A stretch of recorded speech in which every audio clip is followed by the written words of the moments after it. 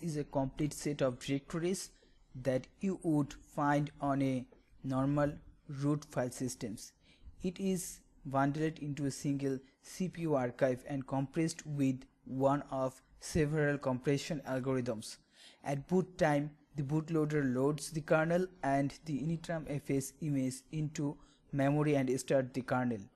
এখানে বুঝিয়েছে আসলে Initramfs is a complete set of directory. এটা একটা ডিরেক্টরি যার মধ্যে যেটা কিনা কম্প্রেসড করা থাকে এবং উইথ বান্ডেল সিপিইউ আর্কাইভ আকারে যে কম্প্রেসড আমরা জানি যে লিনাক্সে আর্কাইভ করাকে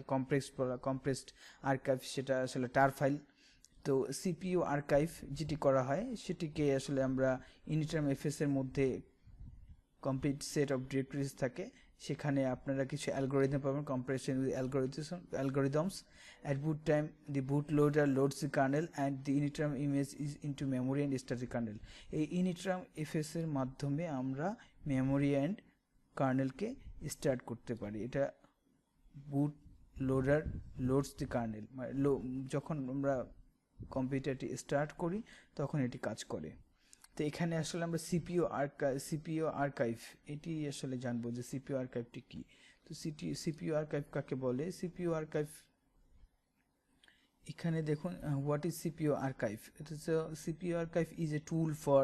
creating and extracting archives এটা হচ্ছে একটা টুল CPU টুল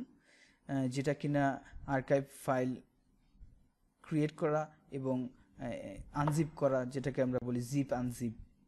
সেটি করা যায় এক্সট্রাক্টিং করা যায় or copying image from one place to another একটা প্লেস থেকে অন্য প্লেসে আমরা কি ফাইল কপি করতে পারি it handles a number of CPU formats as well as readings and writing tar files একটু আগে বলেছিলাম যে tar ফাইলটা কি tar ফাইলটা আসলে আমরা লিনাক্সে tar ফাইল ইউজ করি সেটা হচ্ছে জিপ আনজিপ zip ফাইলটাকে আমরা tar ফাইল বলে থাকি বা আর্কাইভ ফাইলকে আমরা tar ফাইল বলে থাকি the following archive formats are supported binary old SCSI new SCSI crc etc তো আজকে আমরা জানলাম যে আসলে Initramfs এবং cpio কি thank you for watching us আমাদের নেক্সট ভিডিও দেখার জন্য অবশ্যই আমাদের চ্যানেলটিকে সাবস্ক্রাইব করে রাখবেন